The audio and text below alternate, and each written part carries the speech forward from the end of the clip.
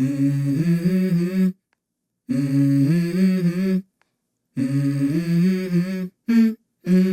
go.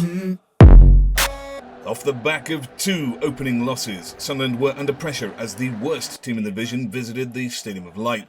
Rotherham lie bottom of the stats in the division for possession, averaging just 28%, and bottom for pass accuracy with 59%, and have conceded the most goals prior to this fixture, with 6 conceded in 2 games. Really, Sunderland could not have wished for an easier opponent to get over their poor start to the season. But this is Sunderland, and fate tends to vomit on our expectations. And somehow, Rotherham still came into this game having scored more goals than us. Mowbray decided to keep faith with his system, which sees Sunderland in the top 3 of almost any metric you care to look at in the division. But it was still a surprise to see Dack remain starting up front as a false 9 again. Hemir has done little wrong and might be raw, but a shot against weaker opponents might have done him some good today. Jobe retained his attacking midfield role. It's definitely his best position. He has largely played as an 8 or a 10 in his time at Birmingham, and he plays in this position for England under 18, so no surprise that he has performed his best for us here. Our problem today was going to be how to break down a team that would likely come and defend. We suffered last season from an inability to win games against defensive teams at the Stadium of Light last season, especially those who double-teamed our wingers in defence. And it would be more of the same today. See Clark crowded out here. Clark still on the ball. And then look at the task presented to Roberts here. I can see why Mowbray is asking for a striker who can run in behind to stretch defensive lines. We're going to need something to break up this defensive play this season. Yeah, good feet from Patrick Roberts, just shift it, and I said it's going to be an interesting one. Luco 9 retained his place in the centre of defence, and debate over recent weeks has made it clear why Tony has made this selection. I dealt with this in the Mallorca pre-season game. If anyone wants to see why, check that video out. Largely though, Luke does the job of passing the ball progressively better, and this is what Mowbray wants.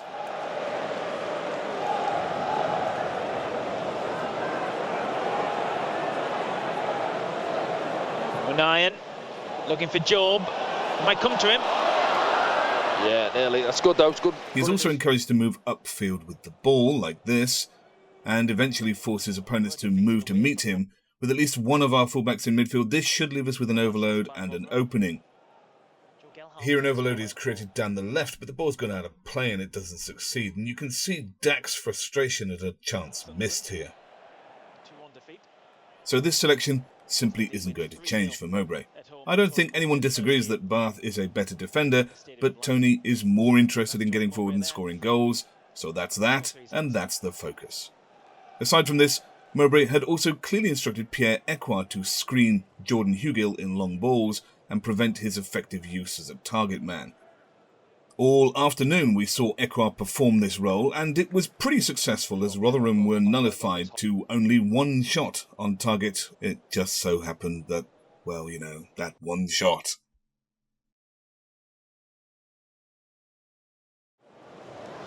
Hugill getting involved. In the 9th minute, the referee booked Dennis Sirkin for this shirt pull. Pull back. Yes. Oh, there's a yellow card. Yeah. There you go. But only minutes earlier had failed to produce a yellow card for this one on Patrick Roberts. Pace on the ball. He can. He's got his shirt pulled there, right in front of the linesman as well. And then there's the shirt pull that gave Clark his penalty at Preston last week. That didn't get a yellow card. It's this inconsistency of decisions that's simply infuriating for fans. Too many complaints. Best on Clark. And Clark wins the penalty for Sunderland. Lovely piece of play here. Lovely turn from Jack. Bradley Dack up front started poorly today. He looks lacking in match sharpness, acting slow on the ball at times and losing possession too easily, too frequently. Some of his passes were just plain booted into touch. His pass accuracy over the course of the game was 14% worse than the average for the rest of the outfield team. After about half an hour, he swapped positions with Jobe and started dropping deeper to collect the ball, and in this role he gradually improved and worked his way into the game, and he did give some lovely passes and deceptive flicks as the game went on. Hopefully then he gets up to speed soon and we see a bit more of that and a... Dack over the top. And we'll try and bring it down. He does, gets clipped surely. A bit less of this. There's the northeast coastline. East Yorkshire.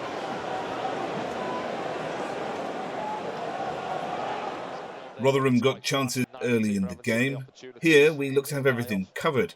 Clark and Bellingham have cut the ball to Hugiloff. But Sirkin misses the block when it's played wide, and then so does Luke O'Nien, and Ekwah subsequently is dawdling off the pace, not expecting the ball to come through. And that presents a shot for Odofin, which he smashes home. Well, I've just said there, haven't I? It's going to stay quiet if it's boring and it's quiet. But yeah, that's the clean sheet. Go and sit down that right side. This goal was symptomatic of our lack of pace and urgency about our play in the first half. We've kind of gifted a chance to Rotherham here out of nothing, simply by being slow to 3 consecutive balls. As the game restarted, we played better, faster and more direct, creating an instant equaliser for Jobe for his first ever goal in senior football. Trey Hume. Dan Neil now. Ekwah. On the back of the referee. Jack Clark does a step over. Finds a little bit of space, stands one up towards the back post. Dan Neil's there, can he keep it alive? He can, Jobe's there as well! And it's in! And Jobe gets his first goal! Yeah, good finish, and it's well worked as well, isn't it? Straight back into the game.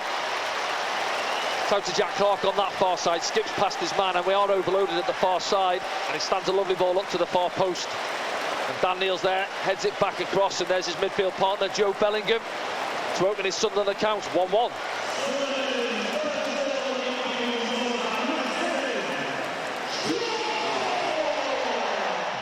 He was excellent today, showing aggression in the tackle. Jobe with a big stretching challenge, wins it back for Sunderland though. That's good work from Jobe. And now Sunderland go. Strength in possession. Options. Jobe. Hold his man off, finds Ekwah just really well there, Jobe. Oh, he has as well. Excellent play. And lots of skill. Jobe turns inside the area. Jobe still going. Dan Neil. Rotherham sat back now, barely attempting to press the ball, even when it came into their own half. Roberts keeps it in. Great control from Patrick Roberts there. Dan Neil. Jobe gives him it back. And chances started to come more frequently. But as the half closed, Sunderland were given a reminder of the dangers of Rotherham on the counter. Here we lose the ball and Ekwah is slow off the mark again, letting his man get in front of him. Oh, possible opportunity here, Rathbone. Ekwah. Be a little tangle of legs for a moment there, yeah. And it was all square at half-time. And that'll do for the first half here at the Stadium Light. If that reminder wasn't enough, the second half opened with another Rotherham counter from yet another lost ball that saw Ballard easily beaten and Jordan Hugill left unmarked on the penalty spot for a free header.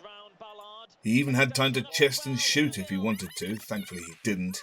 Despite looking and marking up here, Luke has lost his man, and we're fortunate that Rotherham executed all of this so poorly. He stayed down there in the middle, Hugill, see it back now, lovely ball in. Yeah. Oh, this is right. This seemed to work as a wake-up call for Sunderland. Neil put in an excellent tackle to win possession and we picked up the pace of the game. A sweeping move, starting with Sirkin winning the ball, saw us go close, and after this, we would go on to have 75% of possession, 9 shots and 6 corners in the last 40 minutes of the game. Bradley Dack picks it up, looking towards goal, brings in Patrick Roberts who puts it right into the middle. Keeper takes it.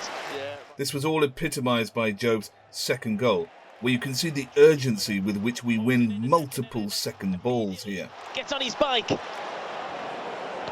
Roberts finds Jack Clark. Clark inside the area, drops his shoulder. That's what he does. Dan Neil picks it up.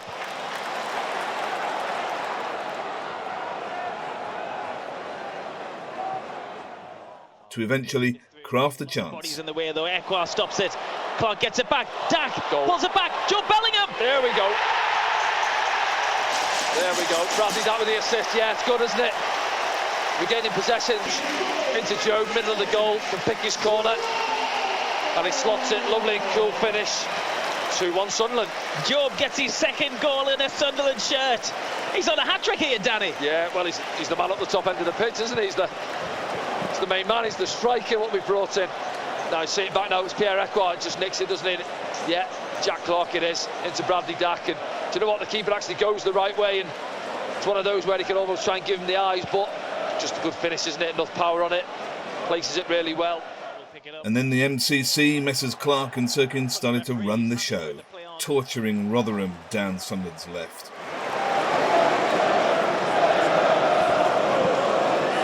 Clark. Oh, Sirkin. Yeah, he's unlucky there. And again, here. Jack Clark. Nice. Finds Dennis Sirkin. Sirkin. Inside the area now, Dennis Sirkin. Gets a corner. Yeah, looked like he just got away with him, but he rescued it, Dennis, and driving into the box. And more.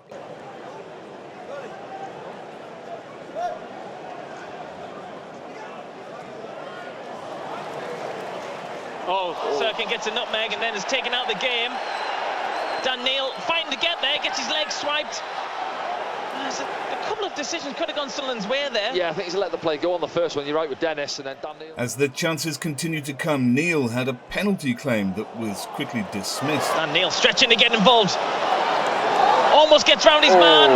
No, I don't think so. But there is, if we look at this, a clear pull that brings him down here. Despite the reality that he's not going anywhere, perhaps this should have been given. The chances kept coming though. Dack found Roberts in the box, whose touch is sublime here, and from this play there's a corner and Jobe has another chance at his hat-trick. Yeah, it's unlucky from Patrick, isn't it? He knows Trey Hume's outside and a little flick into his path. To imagine. Sirkin there going up for this corner. Comes right into the middle. Oh, Jobe got his standing leg wrong. The 74th minute saw Patrick Roberts go down with a hamstring injury, though. This is the last we will see of him until after the international break. He's been arguably our best player over the first 3 league games. And on came Alex Pritchard in his place. Will this be the last we see of him? With Dack and Jobe in the centre, this required a change of personnel, and Clark went over to the right, with Pritch operating largely as an inside left. 10 minutes later, eventually saw Dack and Jobe Bellingham off for Hemir and Gooch, who made his old return to a right wing slot. And almost immediately, He-Man received the ball in space and unleashed a 20-yard shot that was only an inch wide of the post. Hemir picks it up. Hemir shoots. Oh, that would have been some interjection. Yeah. I was going to say his first touch, but I think it was his second, wasn't it? As it comes to him, out of his feet, puts his laces through it. Yeah, I think the keeper's rooted. He's beat there if that's on target.